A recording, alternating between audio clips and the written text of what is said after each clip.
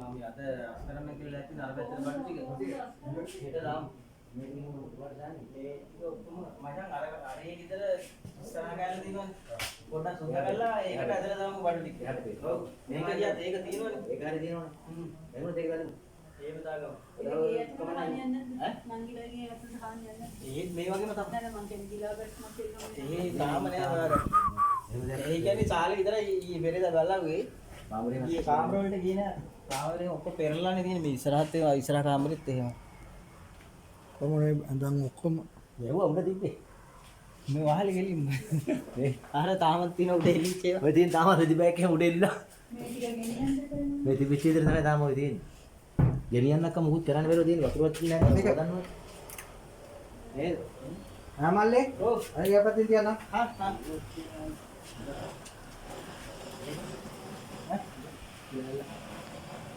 අර පන්සල් ආන් පන්සල් දැක්කේ බේරනේ ඕක මම දැක්ක Facebook එකේ දාලා තිබ්බා ඈ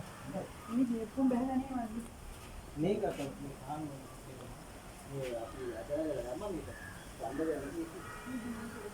ඔව් මේ අපි කිව්වා මේ අපි කිව්වා මේ ඉතිරි බලවෙන්නේ අපේ විතරේ නේද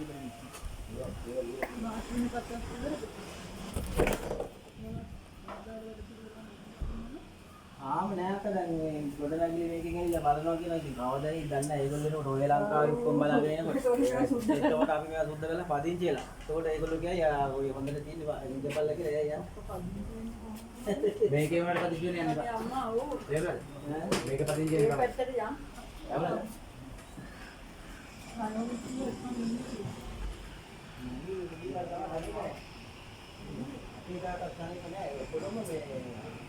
අතෝරට ලෙඩ මේක නම් පාඩේ දුට්ට වැඩිලා තියෙනවා අරක අලුතෙන් නේ තල්ලිගේ පටුලින් නෝනේ